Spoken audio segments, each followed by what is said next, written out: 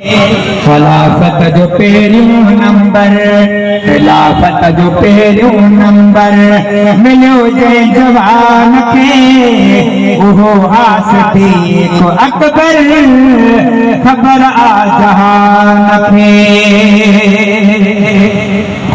अबू बकर सोने दिया सदाकत कुरान में, नबियन का बाद सोई अफजल आसान में। अबू बकर सोने दिया सदाकत कुरान में, नबियन का बाद सोई अफजल आसान में। बतो सारो पैजी वींदई पढ़ी ॾिसो क़ुरान खे, पढ़ी ॾिसो क़ुरान खे। उहो सिद्दीक़ अकबर, उहो आसिक़ अकबर ख़बर आ जहान खे।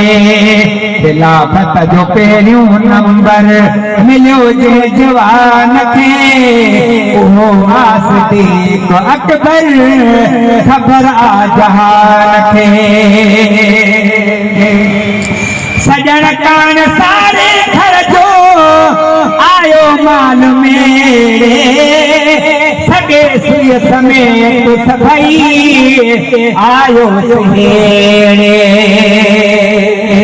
सजण कान सारे घर जो आयो माल मेरे, सगे सुय समेत सभई आयो सुहेड़े।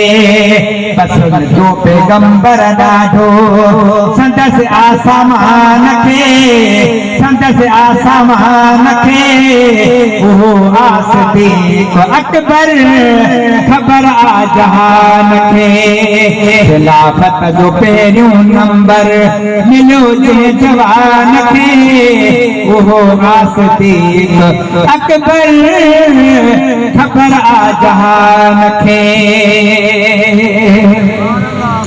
झले वेठो झोली जानब हलिया आराम कर, गारे सोर में अज मिठड़ा खड़ी खन कयाम कर।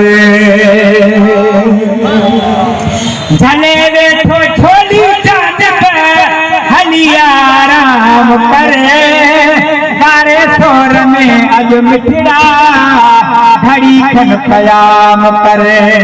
कयामा बे दर्शन दिल पे, कयामा बे दर्शन दिल पे, कयामा बे दर्शन दिल पे। ताज़ो क्या ईमान खे, ताज़ो क्या ईमान खे उहो आसिक़ अकबर ख़बर आ जहान खे। हया रंग नाग बि ॾाढा ॾेखारियाई मस्ती, इहा ख़बर कान हुस्ता काहे ॾहो बेहस्ती। हया रंग नाग बि ॾाढा ॾेखारियाई मस्ती, इहा ख़बर कान हुस्ता आहे ॾहो बेहस्ती। चवे पे त घोर छॾींदुसि हबीबन का जान खे उहो आसिक़ अकबर ख़बर आ जहान खे। सना अबू बकर सुने जी अब्बासी सदा कभी, इरशाद आशिक़ न वटे हर हर सदा कभी। सिपाही आजैसी ताकत, सिपाही आजैसी ताकत मुंहिंजी ज़बान में, मुंहिंजी ज़बान खे उहो आसिक़ अकबर ख़बर आ जहान खे। खिलाफत जो पहिरियों नंबर मिलियो जंहिं जवान खे, मिलियो जंहिं जवान खे उहो आसिक़ अकबर ख़बर आ जहान खे।